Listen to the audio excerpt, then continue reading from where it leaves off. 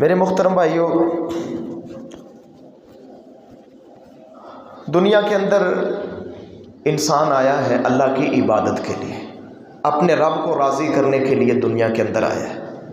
لیکن دنیا کے اندر اتنے فتنے فساد ہیں اور اس قدر انسان دنیا کے اندر مگن ہو گیا ہے کہ اسے اس بات کا ٹائم ہی نہیں ملتا کہ میں اپنے رب کی عبادت کر لوں، اپنے رب کو راضی کر لوں، اور میں جتنے یہ جو گناہوں کی دلدل ہے اس سے نکل کر میں نیکی کے راستے کے اوپر آ جاؤں۔ تو میرے محترم بھائیوں، اللہ کی رحمت کے ساتھ اور اللہ کی توفیق کے ساتھ آج ہم نے انشاءاللہ ایک بڑی ہی اہم بات کے اوپر غور کرنا ہے کہ اگر دنیا کے اندر رہتے ہوئے ہم اپنی اصلاح نہ کر سکے، ہم اپنی تربیت نہ کر سکے، تو میرے محترم بھائیوں بڑے نقصان کا اندیشہ ہے۔ اور یاد رکھیے، آپ سے بڑھ کر نہ کوئی آپ کو جانتا ہے اور نہ ہی آپ کی کوئی تربیت کر سکتا ہے۔ دنیا والے اتنے مصروف ہیں، ذاتی مسائل ہیں، اتنے معاملات ہیں کہ کون ہماری تربیت کرے گا، کون ہماری اصلاح کرے گا۔ حتیٰ کہ اس دور کے اندر والدین کے پاس بھی وقت نہیں ہے کہ وہ اپنی اولاد کی تربیت کر سکے، مصروف ہیں، دنیا کے معاملات ہیں، مہنگائی ہے، بے روزگاری ہے، طرح طرح کے مسائل ہیں۔ تو میرے محترم بھائیوں، اگر ہم اپنی تربیت خود نہیں کریں گے، اپنی اصلاح خود نہیں کریں گے اور خود کو صحیح راستے کے اوپر گامزن نہیں کریں گے تو دوسرا کوئی نہیں کرے گا۔ خود ہی ہم نے اپنے آپ کو ٹھیک کرنا ہے، اپنی تربیت کرنی ہے، اپنے آپ کو صحیح منہج کے اوپر رکھنا ہے، نیکی کے راستے کے اوپر ثابت قدم رہنے کے لیے ہم نے خود کوشش کرنی ہے، خود اپنی اصلاح کرنی ہے۔ تو میرے محترم بھائیوں، جہاں تک میری آواز جا رہی ہے، میرے سامعین اور ناظرین، میں سب سے گزارش کروں گا کہ آج کی میری گفتگو کو سنیں۔ انشاءاللہ کچھ ایسے اصول اور ایسے ٹپس میں آپ کے سامنے رکھوں گا جن کے ذریعے انشاءاللہ ہم خود اپنی تربیت کر سکیں گے، خود اپنا محاسبہ کر سکیں گے، اپنے آپ کو صحیح راستے کے اوپر، نیکی کے راستے کے اوپر، کامیابی کے راستے کے اوپر انشاءاللہ رکھ سکیں گے۔ اللہ سے دعا ہے اللہ تعالیٰ کما حقہ بیان کرنے کی توفیق عطا فرمائے۔ تو میرے محترم بھائیوں، سب سے پہلے یہ دیکھیے، جو کائنات کے سب سے عظیم انسان ہے محمد الرسول اللہ صلی اللہ علیہ وآلہ وسلم، کس قدر وہ کوشش کرتے تھے اپنی اصلاح کی، اللہ سے مانگتے تھے، اپنی تربیت اللہ سے مانگتے تھے، اور کس انداز کے ساتھ میرے محترم بھائیوں میں آپ کے سامنے حدیث رکھتا ہوں۔ ابو داؤد کے اندر 5090 نمبر کے اوپر، 5090 نمبر کے اوپر یہ حدیث موجود ہے، میرے نبی کی یہ دعا موجود ہے۔ آپ دعا سنیں گے آپ حیران رہ جائیں گے کہ کس قدر میرے نبی کو یہ آپ کی تمنا ہے، آپ کی خواہش ہے کہ میں صحیح راستے کے اوپر رہوں۔ جناب محمد الرسول اللہ صلی اللہ علیہ وسلم اللہ سے دعا کرتے ہیں، اللہم رحمتک ارجو، اللہ میں تیری رحمت کی امید کرتا ہوں، میں تیری رحمت کی امید کرتا ہوں۔ اور اگلے کلمات سننے والے ہیں، اللہ کے نبی کیا فرماتے ہیں، فلا تکلنی الی نفسی طرفۃ عین، میرے اللہ آنکھ جھپکنے کے برابر بھی مجھے اپنے نفس کے حوالے نہ کرنا۔ کیا مطلب ہے کہ اللہ میں ہمیشہ تیری رہنمائی کے اندر رہوں، کبھی بھی اپنے نفس کے حوالے نہ ہو جاؤں، کہیں ایسا نہ ہو جائے کہ میرا نفس مجھ سے کچھ غلط کام کروا لے، مجھ سے کچھ مسٹیک ہو جائے۔ اللہ میں تیری رہنمائی مانگتا ہوں، تیری رحمت مانگتا ہوں کہ میں تیری رہنمائی میں ہمیشہ تیری رہنمائی کے اندر رہوں، کبھی بھی اپنے نفس کے حوالے نہ ہوں۔ اور آگے اللہ کے نبی کیا فرماتے ہیں، وَأَصْلِحْ لِشَأْنِ كُلَّهُ، اللہ میرے سارے کام سیدھے کر دے، درست کر دے، میں جو بھی کروں اللہ صحیح کروں۔ اللہ سے مانگ رہے ہیں کہ اللہ میری اس قسم کی تربیت ہو جائے، اس قسم کی اصلاح ہو جائے، میں جو کام بھی کروں صحیح کروں۔ اور آگے اللہ کے نبی فرماتے ہیں، لا الہ الا انت، اللہ تیرے سوا کوئی معبود نہیں ہے۔ اللہ کی الوہیت بیان کی کہ یا اللہ تیرے سوا معبود برحق بھی کوئی نہیں اور تیرے سوا ہدایت دینے والا بھی کوئی نہیں ہے۔ سچی بات ہے۔ تو میرے محترم بھائیو ذرا اندازہ کیجئے، اللہ کے نبی اللہ سے مانگ رہے ہیں کہ اللہ ایک آنکھ جھپکنے کے برابر بھی مجھے اپنے نفس کے حوالے نہ کرنا، مجھے ہمیشہ اپنی رحمت اور اپنی رہنمائی کے اندر رکھنا۔ تو میرے محترم بھائیو اس دعا کو یاد کریں۔ ایک تو یہ دعا میرے نبی کی دعا ہے، اور ایک یہ بڑی خوبصورت اور کمال کی دعا ہے۔ اس دعا کو اندر اپنی دعاؤں کے اندر اس دعا کو اپنی دعاؤں کے اندر شامل کریں، اللہ سے مانگیں کہ یا اللہ مجھے کبھی بھی اپنے نفس کے سپرد نہ کرنا، اللہ میں تیری رہنمائی کے اندر رہوں۔ اللہ سے دعا ہے اللہ تعالی ہم سب کو اپنی رہنمائی کے اندر، اپنی رحمت کے سائے کے اندر اللہ جگہ عطا فرمائے۔ اور میرے محترم بھائیوں آگے چند ہم طریقے دیکھتے ہیں جس سے ہم انشاءاللہ اپنی تربیت کر سکیں گے، اپنی اصلاح کر سکیں گے۔ یہ طریقے بڑے سننے والے ہیں، یہ اصول بڑے سننے والے ہیں۔ جہاں تک میری آواز جا رہی ہے میری آواز کو سنیں اور اپنی اصلاح کریں، انشاءاللہ تربیت ہوگی، اصلاح ہوگی، اللہ کی رحمت کے انشاءاللہ مستحق بنیں گے۔ سب سے پہلا طریقہ یہ ہے کہ یہ سمجھیں کہ اللہ تعالیٰ دیکھ رہا ہے۔ قرآن کی آیت ہے، سورہ علق ہے، آیت نمبر 14 ہے۔ اللہ فرماتے ہیں الم یعلم بان اللہ یرا، کیا انسان نے یہ جانا نہیں ہے کہ اللہ اسے دیکھ رہا ہے؟ اور یقیناً میرے محترم بھائیو اللہ دیکھ رہا ہے۔ اللہ اکبر۔ دنیا کے کیمرے، دنیا کی یہ ساری ٹیکنالوجی فیل ہو سکتی ہے، کرپٹ ہو سکتی ہے، ناکام ہو سکتی ہے، لیکن میرے اللہ کی نظر کبھی بھی خراب نہیں ہو سکتی، کبھی بھی دھوکہ نہیں کھا سکتی، کبھی اس کے اندر فالٹ نہیں ہو سکتا۔ جس انداز سے میرا اللہ ہمیں دیکھ رہا ہے میرے محترم بھائیوں، اس انداز سے ہم بھی اپنے آپ کو نہیں دیکھ سکتے۔ تو میرے محترم بھائیوں اپنے ذہن کے اندر یہ بات پختہ کریں کہ اللہ دیکھ رہا ہے، اللہ دیکھ رہا ہے۔ جب بھی میرے محترم بھائیوں کوئی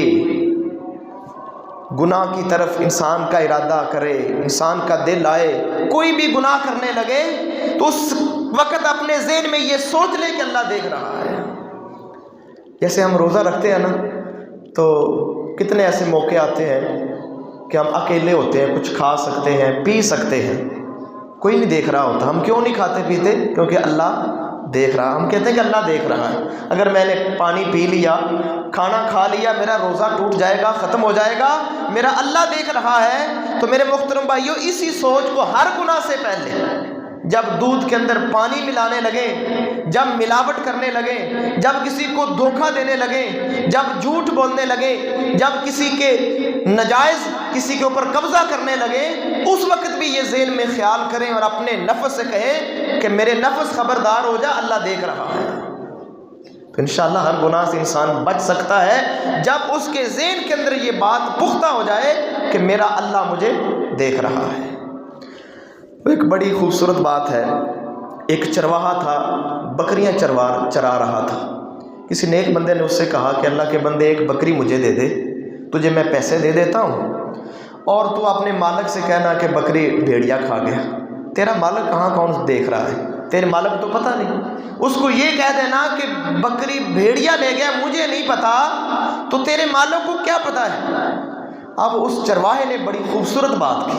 میرے محترم بھائیوں بات سمجھنے والی ہے، جن کے دلوں کے اندر اللہ کا ڈر ہوتا ہے اور جن کا یہ عقیدہ پختہ ہوتا ہے کہ اللہ دیکھ رہا ہے، ان کا ایمان کیسا ہوتا ہے؟ وہ چرواہا کہتا ہے کہ میرا مالک تو نہیں دیکھ رہا، میں جس کا غلام ہوں میرا آقا تو نہیں دیکھ رہا، لیکن میرا اللہ دیکھ رہا ہے، میں اس کو کیا جواب دوں گا؟ کتنا خوبصورت جواب ہے کہ میرا اللہ دیکھ رہا ہے، جب میں اس کے سامنے جاؤں گا تو اس کو کیا جواب دوں گا؟ ہم سوچتے ہیں کہ دنیا کا کوئی شخص نہیں دیکھ رہا، لہٰذا یا کوئی غلط کام کر لوں، کوئی جھوٹ بول لوں، کوئی چوری، کوئی رشوت، کوئی بے ایمانی، کوئی خیانت کر لوں، یہاں تو کوئی نہیں دیکھ رہا۔ میرے محترم بھائیوں سب سے بڑی ذات جو سب سے زیادہ دیکھتی ہے وہ ذات تمہیں اس وقت دیکھ رہی ہوتی ہے۔ تو میرے محترم بھائیوں اپنے دلوں کے اندر، اپنے نفس کے اندر یہ بات پکی کر لیں کہ میرا اللہ دیکھ رہا ہے، اور سچی بات ہے، اس کے اندر شک کوئی نہیں ہے کہ اللہ دیکھ رہا ہے۔ اور میرے محترم بھائیوں اللہ کے ایک نیک بندے حضرت سفیان ثوری رحمہ اللہ، وہ اپنی اصلاح کرنے کا بڑا انوکھا طریقہ انہوں نے ایجاد کیا کہ انہوں نے ایک رکا لکھ کر اپنی جیب میں ڈالا ہوا تھا، اور بار بار اس کاغذ کو کھولتے ہیں، پڑھتے ہیں۔ لوگ ان کو دیکھتے ہیں کہ پتہ نہیں محترم نیک اللہ کے نیک بندے کیا پڑھتے ہیں، بار بار آدھے گھنٹے بعد وہ رکا کھولتے ہیں، پڑھتے ہیں۔ ایک دفعہ وہ رکا ان سے زمین پر گر گیا تو کسی بندے نے اٹھا لیا۔ اس کاغذ کے اوپر پتہ کیا لکھا تھا؟ یہ اللہ کے نیک بندے وہ اپنی کس طرح اصلاح کرتے ہیں، اس کاغذ کے اوپر لکھا ہوا تھا سفیان، ان کا نام سفیان تھا، کہ اے سفیان اللہ کے سامنے کھڑے ہونے کو یاد رکھنا، تو نے اللہ کے سامنے کھڑے ہونا ہے۔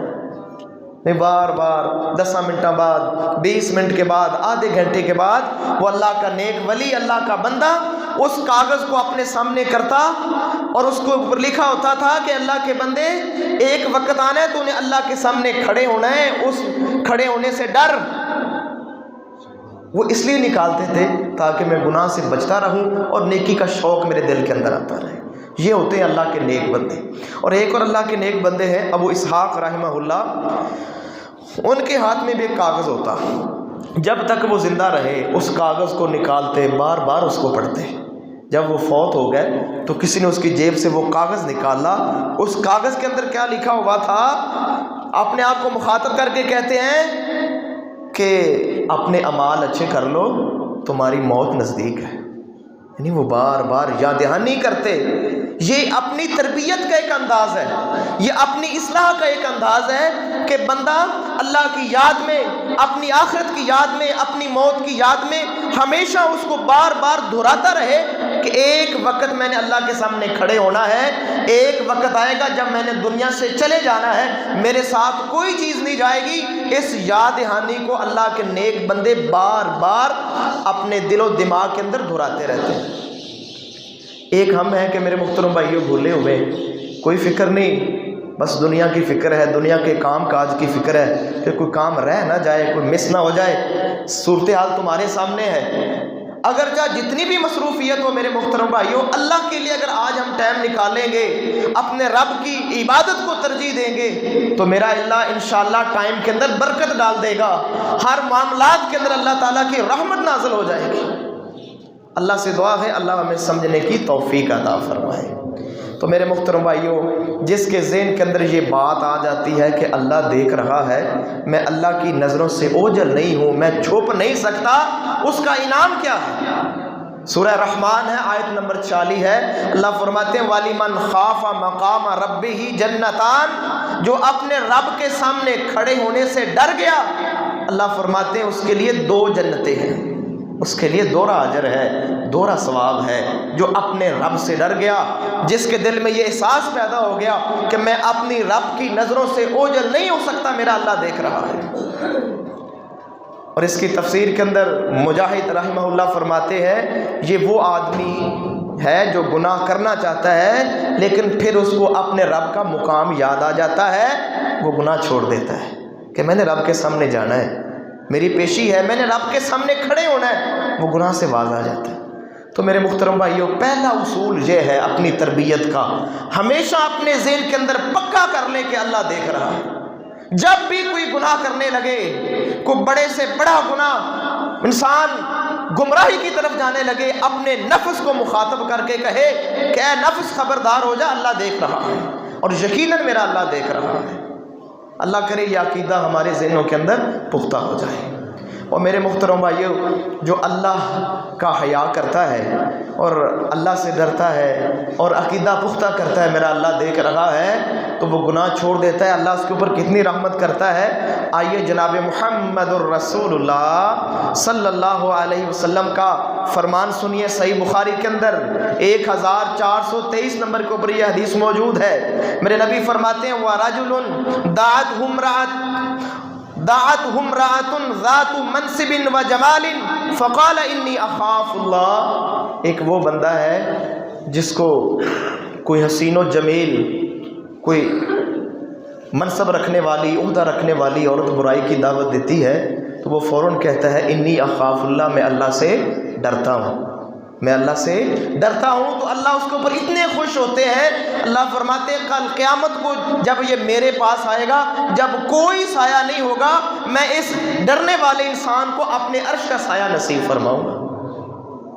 اتنی کمال کا انعام ہے، اور کتنا کمال کا یہ انسان ہے جو دنیا کے اندر اللہ کی نظروں کی حیا کرتا ہے، اللہ سے حیا کرتا ہے کہ میرا اللہ دیکھ رہا ہے، گناہ سے باز آ جاتا ہے، گناہ سے رک جاتا ہے، اللہ تعالیٰ اس کو انعام یافتہ بندوں کے اندر شامل فرما دیتے ہیں۔ اللہ سے دعا ہے اللہ ہمیں بھی ایسا ایمان نصیب فرمائے، اللہ سے دعا ہے اللہ ہمیں بھی ایسی اپنی تربیت کرنے کی توفیق عطا فرمائے۔ اسی طرح میرے محترم بھائیوں، اپنی تربیت کرنے کا جو دوسرا طریقہ ہے، دوسرا اصول ہے کہ انسان صحیح راستے پہ رہے، گناہ سے بچ جائے، تو اس کو چاہیے کہ وہ قبرستان جایا کرے، قبرستان کی زیارت کیا کرے۔ جناب محمد الرسول اللہ صلی اللہ علیہ وسلم نے فرمایا، صحیح مسلم کے اندر 3698 نمبر کے اوپر حدیث موجود ہے، اللہ کے نبی فرماتے ہیں نہیتکم عن زیارت القبور، میں تمہیں قبروں کی زیارت سے منع کرتا تھا، لیکن اب فزوروہا، تم قبروں کی زیارت کے لیے جایا کرو، فإن فی زیارتها تذکرہ، کیونکہ قبروں کی زیارت سے انسان کو نصیحت ملتی ہے، عبرت حاصل ہوتی ہے۔ تو میرے محترم بھائیوں، ٹائم ملے تو ضرور قبرستان جائیں، وہاں پر ان کے لیے دعا کریں، اور اپنے مقام کو اور اپنی آخرت کو، اپنی موت کو، وہاں پر انسان کو عبرت حاصل ہوتی ہے کہ یہ جتنے قبرستان کے اندر لیٹے ہوئے ہیں، یہ بھی ہماری طرح دنیا کے اندر چلا کرتے تھے، کام کیا کرتے تھے، ان کے بھی کاروبار، ان کی بھی تجارت و ذمہ دارا تھا، آج ان کے پاس ٹائم نہیں ہے، یہ سارے خاموش ہیں، ایک وقت آئے گا میں نے بھی ان خاموشوں کے ساتھ سو جانا ہے۔ اسی طرح اللہ کے نبی فرماتے ہیں، ترمذی کے اندر 1054 نمبر کے اوپر حدیث موجود ہے، اللہ کے نبی فرماتے ہیں فَإِنَّهَا تُذَكِّرُ الْآخِرَةَ، قبرستان جاؤ گے تمہیں آخرت یاد آئے گی، تمہیں آخرت یاد آئے گی۔ اللہ کے نبی کا بھی انداز تھا، معمول تھا، یہ آپ کی سنت ہے قبرستان جانا، کہ میرے نبی بھی بقیع کے قبرستان جایا کرتے تھے، وہاں دعا کرتے تھے، اللہم اغفر لأہل بقیع الغرقد، اللہ یہ بقیع کے اندر جتنے سوئے ہوئے ہیں اللہ ان کو معاف فرما دے۔ وہاں پر جاتے اور دعا پڑھتے کہ تم ہم سے پہلے آگے ہو، وقت آنے والا ہے کہ ہم بھی تمہارے اندر شامل ہونے والے ہیں، ان کو سلام کرتے، ان کے لیے دعا کرتے۔ یہ میرے محترم بھائیوں عبرت کا مقام ہے۔ لیکن میرے محترم بھائیوں، بڑے افسوس سے کہنا پڑتا ہے کہ اللہ معاف فرمائے، قبرستان کے اندر بھی ایسے ایسے حالات بن جاتے ہیں، عرس وغیرہ اور میلے وغیرہ، وہاں پر ڈھول ڈھمکا اور ناچ وغیرہ، کہ وہاں عبرت کی بجائے انسان کچھ اور ہی کرتا ہے۔ اللہ سے دعا ہے اللہ محفوظ فرمائے۔ وہ عبرت کی جگہ ہیں، وہ نصیحت کی جگہ ہیں، وہ آخرت کی یاد دہانی کی جگہ ہیں، تو انسان اس نیت کے ساتھ جائے کہ میں نے وہاں پر اپنی آخرت کو یاد کرنا ہے، اپنی اصلاح کرنی ہے۔ تو یہ بھی ایک تربیت کا اصول ہے کہ انسان قبرستان جائے اور وہاں پر جا کر محاسبہ کرے، غور کرے کہ میں نے بھی یہاں آنا ہے۔ اور اسی طرح میرے محترم بھائیوں، ایک تیسرا طریقہ یہ ہے اپنی اصلاح کا، اپنے آپ کو ٹھیک رکھنے کا، وہ یہ ہے، اللہ فرماتے ہیں سورہ نمل ہے، آیت نمبر 69 ہے، قُلْ سِیرُوا فِی الْأَرْضِ فَانظُرُوا کَیْفَ کَانَ عَاقِبَةُ الْمُجْرِمِینَ، اللہ فرماتے ہیں میری زمین کے اندر چلو، ذرا دیکھو وہ جو مجرم لوگ تھے، جو میرے باغی تھے، میں نے ان کے ساتھ کیا حشر کیا ہے۔ یعنی وہ عبرت کی جگہ، وہ قوموں اور قوموں کے واقعات جو اللہ کے غضب کا شکار ہوئی، جن کے اوپر اللہ ناراض ہوا، اللہ کی نافرمان قومیں، ان کی عبرت ناک داستانیں پڑھیں، ان کے واقعات پڑھیں، اور ان سے بھی سبق حاصل کریں کہ جو اللہ کے باغی ہوتے ہیں ان کے ساتھ یہ ہوتا ہے۔ سورہ ہود اس کا مطالعہ کریں، وہاں پر اللہ کے نبیوں کے واقعات، نبیوں کی قوموں کے واقعات ہیں کہ کس طرح اللہ کے عذاب ان کے اوپر آئے، کس طرح اللہ ان کے اوپر ناراض ہوا۔ تو یہ بھی انسان کو ایک اصلاح کا موقع ملتا ہے کہ وہ قوم یہ برائی کرتی تھی، یہ گناہ کرتی تھی، تو اس لیے ان کے اوپر عذاب آیا ہے، لہٰذا میں نے یہ گناہ نہیں کرنے، میں نے اللہ کی فرما برداری کے اندر رہنا ہے۔ اللہ سے دعا ہے اللہ ہمیں عمل کرنے کی توفیق عطا فرمائے۔ اسی طرح میرے محترم بھائیوں، ایک چوتھا واقعہ، چوتھا جو طریقہ ہے انسان کو اپنی تربیت کرنے کا، اپنی اصلاح کرنے کا، وہ یہ ہے کہ جو بھی روزمرہ پیش آمد حالات ہیں ان کو انسان سمجھے۔ مثلا کبھی موسم کی شدت آ جائے، گرمی تیز ہو جائے یا سردی تیز ہو جائے، تو انسان اپنے آپ کو مخاطب کرے، اپنے آپ کو سمجھائے کہ اے کمزور بدن، اے ناتواں جسم، تو دنیاوی گرمی سردی برداشت کرنے کے قابل نہیں ہے، تو گھبرا جاتا ہے کہ اتنی سردی آ گئی، اتنی گرمی آ گئی، ذرا جہنم کی گرمی اور سردی کا بھی اندازہ کر، جو بیان کرنے سے باہر ہے کہ اتنی زیادہ گرمی اس جہنم کے اندر ہوگی، اور وہاں پر سردی کا بھی عذاب ہے، جہنم کے اندر گرمی کا بھی عذاب ہے۔ اے ناتوان جسم، ذرا تو اس جہنم کی گرمی اور سردی کو یاد کر۔ یعنی بعض حالات ایسے آتے ہیں کہ انسان تکلیف کے اندر ہوتا ہے، تو ان حالات، ان واقعات کے اندر انسان اپنی اصلاح کرے کہ ایک ان سے بڑھ کر بھی تکلیف دہ واقعات ہونے والے ہیں، تکلیف دہ حالات آنے والے ہیں، وہاں پر میرا کیا بنے گا، وہاں پر میرے جسم کا اور میری طبیعت کا اور میرے معاملات کا کیا بنے گا۔ اسی طرح میرے محترم بھائیوں، ایک بڑے اللہ کے نیک بندے ہیں حافظ ابن رجب رحمہ اللہ، وہ اپنی کتاب کے اندر لطائف المعارف کے اندر 547 صفحہ نمبر کے اوپر کہتے ہیں کہ ایک نیک بندہ تھا، اس کا ارادہ بنا کہ میں آج حمام کے اندر غسل کرتا ہوں، سردی تھی، میں حمام کے اندر نہانے کے لیے جاتا ہوں۔ وہ حمام کے اندر نہانے کے لیے گیا تو جب اس نے اپنے سر پہ پانی ڈالا تو پانی کچھ گرم تھا، کچھ زیادہ ہی گرم تھا، تو فوراً سائڈ پہ ہوتا ہے اور رونا شروع کر دیتا ہے۔ لوگوں نے ان سے رونے کی وجہ پوچھی، کس وجہ سے رو رہا ہے، کیا وجہ ہے، کس چیز نے تجھے رونے پہ مجبور کر دیا؟ کمال کا نیک بندہ تھا، اس نے کہا کہ اللہ کے بندوں، مجھے قرآن کی آیت یاد آ گئی تھی۔ جو اللہ کے نیک بندے ہوتے ہیں وہ ہر واقعے میں سبق سیکھتے ہیں، ہر واقعے سے عبرت حاصل کرتے ہیں، اور ہر معاملات کے اندر انہیں قرآن یاد آتا ہے، اللہ کا فرمان اور محمد الرسول اللہ صلی اللہ علیہ وسلم کا فرمان یاد آتا ہے۔ کہتا ہے سورہ حج ہے، آیت نمبر 19 ہے، کہتا ہے مجھے رب کا فرمان یاد آ گیا تھا، یُصَبُّ مِن فَوْقِ رُؤُوسِهِمُ الْحَمِیمُ، کہ ایک وقت آئے گا جو لوگ جہنم کے اندر جائیں گے، اللہ ان کے سروں کے اوپر گرم کھولتا ہوا پانی ڈالیں گے، مجھے وہ پانی یاد آ گیا تھا۔ یعنی حمام کے اندر نہا رہے ہیں، گرم پانی سر پہ آیا، کچھ زیادہ گرم لگا تو فوراً وہ جہنمیوں کے ساتھ جو ہونے والا معاملہ ہے، ان کو گرم کھولتا ہوا پانی ان کے سروں کے اوپر ڈالے جانا ہے، اس کو فوراً وہاں پر قرآن کی آیت یاد آ گئی اور انہوں نے رونا شروع کر دیا۔ اللہ کرے میرے محترم بھائیوں، ہمیں بھی کسی وقت کو اللہ یاد آ جائے، کوئی اللہ کے عذاب یاد آ جائے، اللہ کی گرفت اور پکڑ یاد آ جائے۔ ہم تو اتنے غافل ہیں، اس قدر غفلت کے اندر ہیں، لاپرواہی کے اندر ہیں، کوئی واقعہ پیش ہو بھی جائے تو ہم کہتے ہیں ایسا ہوتا ہی رہتا ہے، ایسا پہلے بھی ہوا تھا، آج ہو گیا تو کیا ہو گیا۔ ہم اس سے عبرت ہی نہیں حاصل کرتے، ہم کہتے ہیں یہ زمانے کا ہیر پھیر ہے، یہ زمانے کی گردش ہے، ایسے واقعات پہلے بھی ہوئے تھے، آج ہو گیا تو کیا ہوا۔ یہ ہماری نیچر اور ہماری فطرت بن چکی ہے۔ اللہ سے دعا ہے اللہ محفوظ فرمائے، اللہ ہمیں اپنی اصلاح کرنے کی توفیق عطا فرمائے۔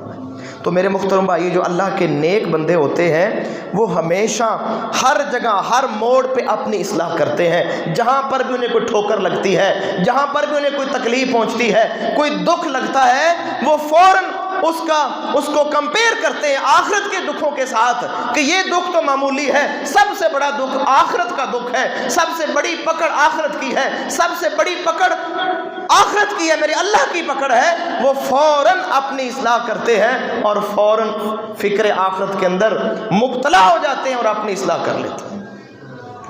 تو میرے محترم بھائیوں، اللہ بھی حکم دیتے ہیں کہ زمین کے اندر چلو پھرو، دیکھو میں نے نافرمانوں کے ساتھ کیا کیا، جب میں نے ان سے بدلہ لیا، فانتقمنا منہم فانظر کیف کان عاقبۃ المکذبین، جب میں نے انتقام لیا ان سے، جب میں نے ان سے بدلہ لیا تو میں نے ان کے ساتھ کیا کیا، ذرا دیکھو زمین کے اندر جا کر۔ اللہ سے دعا ہے اللہ ہمیں بھی عبرت حاصل کرنے کی توفیق عطا فرمائے۔ میرے محترم بھائیوں، کسی کی موت ہو جائے یقیناً یہ بھی ایک عبرت کا مقام ہے۔ ہم کیا کہتے ہیں کہ وہ مرا ہے میں تو زندہ ہوں، مجھے تو کچھ نہیں ہوگا۔ عین جنازے کے موقع کے اوپر بھی سیاست کی باتیں ہو رہی ہوتی ہیں، عین قبر کے اوپر بھی لوگ وہ مردے کو دفنا رہے ہیں، اس کو قبر کے اندر اتار رہے ہیں، اور سائڈوں کے اوپر گروہ بنے ہوئے ہیں، وہاں پر لوگ آپس کی باتیں کر رہے ہیں، سیاست کی باتیں، دنیا کی باتیں ہو رہی ہیں۔ یعنی عبرت کے مقام کے اوپر بھی میرے محترم بھائیوں ہم اتنے غافل ہوتے ہیں، وہاں پر بھی ہم شیطان کے شکنجے میں ہوتے ہیں۔ کبھی ایک لمحہ سوچنے کا موقع ہی نہیں ملا کہ میں اپنی یہاں اصلاح کر لوں۔ آج یہ مرا ہے، میں نے بھی مرنا ہے، یہ اس کو پتہ نہیں توبہ کی توفیق ملی کہ نہیں ملی، اتنے کو نیکیاں کی ہیں کہ نہیں کی، تو میں آج زندہ ہوں، میں توبہ کر لوں، میں کچھ نیکیاں کر لوں۔ وہاں پر بھی میرے محترم بھائیو لوگ اصلاح نہیں کرتے۔ تو میرے محترم بھائیو یہ غفلت کی انتہا ہے کہ انسان جنازے کے موقع کے اوپر قبرستان کے اندر عین جس وقت مردے کو دفنایا جا رہا ہو، وہاں پر بھی انسان اگر دنیا کے معاملات کے اندر مگن ہے تو وہ آدمی سمجھ لے کہ وہ انتہائی غفلت کا شکار ہے۔ اور غفلت بھی بہت بڑا گناہ ہے میرے محترم بھائیو، غفلت سے بھی انسان کو توبہ کرنی چاہیے۔ اللہ سے دعا ہے اللہ ہمیں سمجھنے کی توفیق عطا فرمائے۔ ایک میرے محترم بھائیوں بڑا خوبصورت طریقہ ہے اپنی اصلاح کرنے کا، وہ یہ ہے کہ انسان اپنے نفس کو سزا دے۔ کیا مطلب ہے کہ اپنے نفس کے ساتھ اس کی طبیعت اور اس کے مزاج کے خلاف زبردستی کچھ شرائطیں رکھے۔ کیا مطلب ہے کہ اگر میں نے فلاں نیکی نہ کی تو میں نے آج رات سونا نہیں ہے، اگر میں نے فلاں نیکی نہ کی تو میں نے کل روزہ رکھنا ہے۔ یعنی اپنے نفس کو سزا دے، اور سزا کون سی؟ اپنے نفس کے اوپر عبادت کا بوجھ ڈالے، اپنے آپ کو مصروف کرے کہ اگر میں نے فلاں نیکی حاصل نہ کی یا فلاں نیکی کے اوپر میں ہمیشہ اختیار نہ کر سکا تو میں ناشتہ نہیں کروں گا، یا میں روزہ رکھوں گا، یا میں فلاں کام کروں گا۔ یہ بھی ایک اپنی اصلاح کا طریقہ ہے کہ انسان اپنی طبیعت کو باندھے، اپنے نفس کے خلاف چلے کہ میں نے وہ کرنا ہے جو میرے اللہ اور میرے نبی کا حکم ہے۔ سبحان اللہ، بڑا خوبصورت ایک واقعہ ہے۔ استاذ گرامی محترم جناب حافظ عبدالسلام بن محمد رحمہ اللہ تعالی مفسر قرآن ہے، بڑی خوبصورت انہوں نے تفسیر لکھی ہے۔ ان کا ایک واقعہ ہے، ان کی خواہش تھی کہ میں روزانہ ایک پارہ سناؤں، یعنی روزانہ ایک پارہ زبانی میں پڑھوں، روزانہ کی بنیاد کے اوپر ایک زبانی پارہ روزانہ سناؤں کسی کو، نفلوں کے اندر یا جماعت کی صورت کے اندر۔ تو وہ کہتے ہیں کہ میری روٹین نہیں بن رہی تھی، مطلب کوشش کے باوجود بھی روٹین کے اندر یہ بات نہیں آ رہی تھی۔ تو کہتے ہیں پھر میں نے ایک شرط رکھی، شرط یہ رکھی کہ جس دن میں زبانی پارہ سنا نہ سکا میں نے اگلے دن کا ناشتہ ہی نہیں کرنا، یعنی اپنے اوپر ایک شرط لگا لی کہ پارہ ایک دن روزانہ زبانی پڑھوں گا تو پھر اگلے دن کا ناشتہ کروں گا، ادروائز وہ ناشتہ نہیں کروں گا۔ یعنی یہ بھی ایک طریقہ ہے کہ انسان اپنی اصلاح کرنے کے لیے کچھ شرائط، کچھ پابندیاں اپنے اوپر رکھے کہ اگر میری نماز بعد جماعت رہ گئی تو میں نے رات کو اتنے گھنٹے جاگنا ہے، اتنے گھنٹے سونا ہے، اتنے گھنٹے میں نے رب کی عبادت کرنی ہے، میں نے اپنے آپ کو سزا دینی ہے تاکہ میری آئندہ نماز جماعت کے ساتھ مثلا ہو۔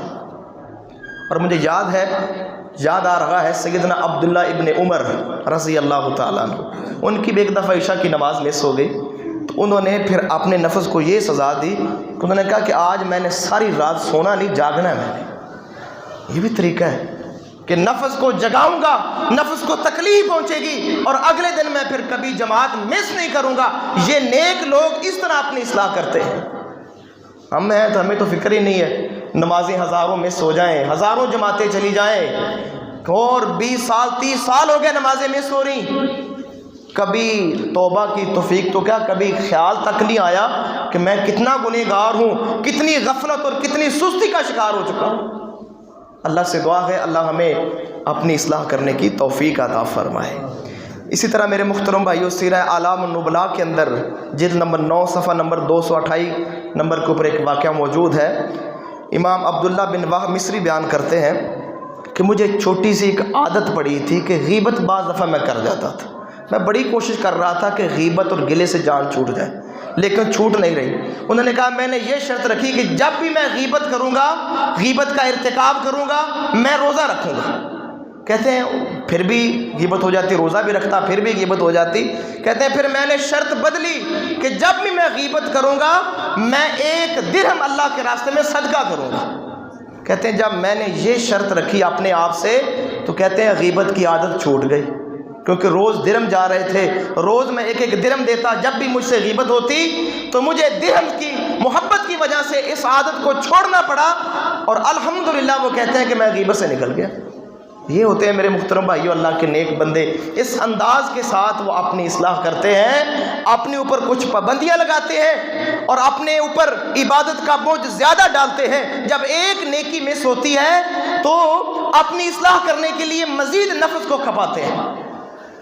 مجھے یاد آ رہا ہے سیدنا عمر رضی اللہ تعالیٰ عنہ ایک دفعہ بڑا وزن اٹھا کے اپنے سر کے اوپر کہیں جا رہے تھے، تو لوگوں نے کہا کہ اے عمر اتنا وزن آپ نے اٹھایا ہوا ہے، کسی کو کہہ دیتے تمہارا یہ کام ہو جاتا۔ کہتا آج تھوڑا سا ذہن کے اندر نفس کے اندر تکبر کا خیال آیا تھا، تھوڑا سا تکبر کا شائبہ میرے دل کے اندر پیدا ہوا تھا کہ جناب تو موجودہ وقت کا حکمران ہے، خلیفہ وقت ہے، امیر المؤمنین ہے، اتنے ممالک کے اندر تیری حکومت ہے، سینکڑوں میل لاکھوں میل کے اوپر تیری حکومت ہے، تھوڑا سا شائبہ دل کے اندر آیا تھا تکبر کا، تو میں نے اپنے آپ کو سزا دینے کے لیے یہ وزن اٹھایا ہے، میں جا رہا ہوں۔ تو اللہ کے نیک بندے ہیں وہ فوراً چوکنا ہو جاتے ہیں۔ ہم ہیں میرے محترم بھائیوں بڑے بڑے گناہ کر جاتے ہیں، بڑی بڑی سستیاں کر جاتے ہیں، لیکن ہوش ہی نہیں آتی، سوچ ہی نہیں آتی کہ کیا ہے۔ اور میرے محترم بھائیوں اس دنیا میں اب کیا ساتھ لے کر جائیں گے؟ جتنا بھی کھپا لیں، جتنی محنت کر لیں، سارا کچھ میرے محترم بھائیوں یہیں رہ جانا ہے، کوئی چیز ساتھ نہیں جانی، نیکی ساتھ جانی ہے۔ اللہ کی رحمت کے ساتھ نیکی ہمیشہ آپ کے ساتھ ہے، تو کیوں نہ ہم نیکی کو ترجیح دیں، گناہ کی دلدل سے نکلیں، نیکی کا شوق اپنے دلوں کے اندر پیدا کریں۔ اور آگے سنیے میرے محترم بھائیوں، ایک اور بھی طریقہ ہے کہ نیکی کے جو مواقع ہیں ڈھونڈ ڈھونڈ کر جبرن وہاں پہنچے، جہاں پر نیکی کا موقع آپ کو ملے، پوری تگ و دو کریں، زبردستی اپنے نفس کو پابند کریں کہ میں نے یہ نیکی کرنی ہے۔ اور قرآن کے اندر 5 صیغے آئے ہیں اور ان 5 صیغوں کو یاد رکھیے۔ اللہ فرماتے ہیں فاستبقوا الخیرات، کہ نیکی کے معاملات کے اندر ایک دوسرے سے آگے نکلو، مقابلہ کرو نیکی کے اندر۔ اور آگے اللہ فرماتے ہیں وَسَارِعُوا إِلَىٰ مَغْفِرَةٍ مِّن رَبِّكُمْ، اپنے رب کی بخشش کی طرف جلدی کرو۔ اور آگے اللہ فرماتے ہیں سابقوا إِلَىٰ مَغْفِرَةٍ مِّن رَبِّكُمْ وَجَنَّةٍ، اللہ کی بخشش اور اللہ کی جنت حاصل کرنے کے لیے ایک دوسرے سے مقابلہ کرو۔ اور آگے اللہ فرماتے ہیں فَاسْعَوْا إِلَىٰ ذِكْرِ اللَّهِ، اللہ کے ذکر کی طرف دوڑ کے آؤ۔ اور آگے اللہ فرماتے ہیں فَفِرُّوا إِلَى اللَّهِ، اللہ کی طرف دوڑو، اللہ کی رحمت کی طرف دوڑو۔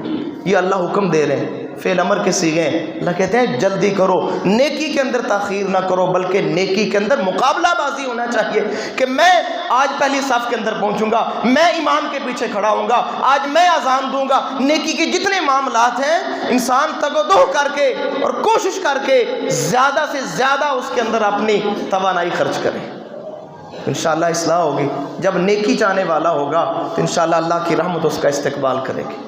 اور میرے محترم بھائیوں آخری بات بڑی کمال کی سننے والی ہے کہ داعی بنے، دعوت دیا کرے لوگوں کو امر بالمعروف کی، اور سب سے بہترین طریقہ ہے اپنے آپ کو نصیحت کرنے کے لیے، اپنے آپ کو نصیحت دینے کے لیے سب سے بہترین طریقہ ہے کہ داعی بنے، دعوت دیں، لوگوں کو اچھے کام کی دعوت دیں، برے کاموں سے روکیں۔ انشاءاللہ جب آپ یہ دعوت کا شعبہ اختیار کریں گے، یہ کام کریں گے، تو آپ کا ضمیر بھی آپ کو ضرور کہے گا کہ جناب خود کو دوسروں کو کہہ رہے ہو، خود بھی یہ عمل کرو، خود بھی یہ کام کرو، یقیناً آپ کی اصلاح ہوگی۔ اور میرے محترم بھائیوں یہ کمال کی بات ہے اور سچی بات ہے، تجربہ شدہ بات ہے، جب انسان کسی کو کوئی اچھی بات کہتا ہے، کوئی نیکی کا حکم دیتا ہے، تو اس کا ضمیر اس کو لازمی کہتا ہے کہ یہ نیکی تو بھی کر۔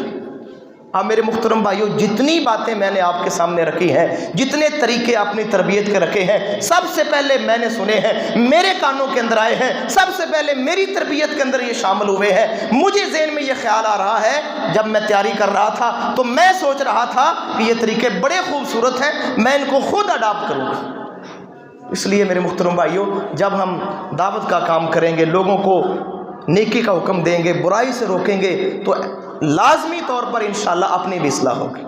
اسی طرح میرے محترم بھائیوں بڑی خوبصورت بات ہے کہ امام بنے۔ یہ نہیں کہ امام بننے کے لیے کوئی بڑی عالی شان مسجد ہو، کوئی چھوٹی سی مسجد ہو، کوئی آپ جہاں کام کر رہے ہیں، آپ کے دوست ہیں، آپ کے ساتھ آپ کے ساتھی ہیں، ان کے امام بن جائیں۔ بعد جماعت نماز پڑھنے کا بہترین طریقہ ہے کہ امام بنے، اور جب امام بنے گی انشاءاللہ ہر نماز جماعت کے ساتھ نصیب ہوگی۔ اور سچی بات ہے میرے محترم بھائیو، ایک وہ پابندی بن جاتی ہے، ایک وہ روٹین کے اندر انسان آ جاتا ہے کہ میں نے نماز پڑھانی ہے، وہ پھر اس فکر کے اندر ہوتا ہے وضو بھی ٹائم پہ کرے گا، اس کو سنتے بھی نصیب ہو جائیں گی، سارے معاملات اس کے سیدھے ہو جائیں گے کہ اس کو پتہ ہے کہ میں نے جماعت کروانی ہے۔ تو میرے محترم بھائیوں، یہ چند ایک طریقے تھے اپنی اصلاح کے۔ میرے محترم بھائیوں، آپ نے اپنی اصلاح خود کرنی ہے، دوسروں نے آپ کی اصلاح نہیں کرنی، کوئی دوسرا آپ کے کام نہیں آئے گا۔ اور خاص طور پر اس دور کے اندر جب والدین کے پاس بھی وقت نہیں کہ اولاد کی تربیت کر سکے، کتنے والدین ہیں جو خود مسجد کے اندر آ جائیں گے لیکن اس کی اولاد اس کے ساتھ نہیں ہوتی۔ تو میرے محترم بھائیوں، اگر آج ہم نے خود اپنی تربیت نہ کی، اپنی اصلاح نہ کی، تو بڑے نقصان کا اندیشہ ہے، بڑی گمراہی کا اندیشہ ہے۔ اور آج دیکھ لیں ساری صورتحال آپ کے سامنے ہے، کس قدر نوجوان طبقہ اور ہماری اولادیں گمراہی کے اندر بے نماز، سالوں سے بے نماز ہے میرے محترم بھائیوں، اتنے گندے گندے گناہوں کی لت کے اندر پھنس چکے ہیں میرے محترم بھائیوں۔ جب کان سنتے ہیں، زبان سے توبہ کے الفاظ نکلتے ہیں، اتنے بڑے بڑے گناہ آج نوجوانوں کے اندر سرایت کر چکے ہیں۔ وجہ کیا ہے؟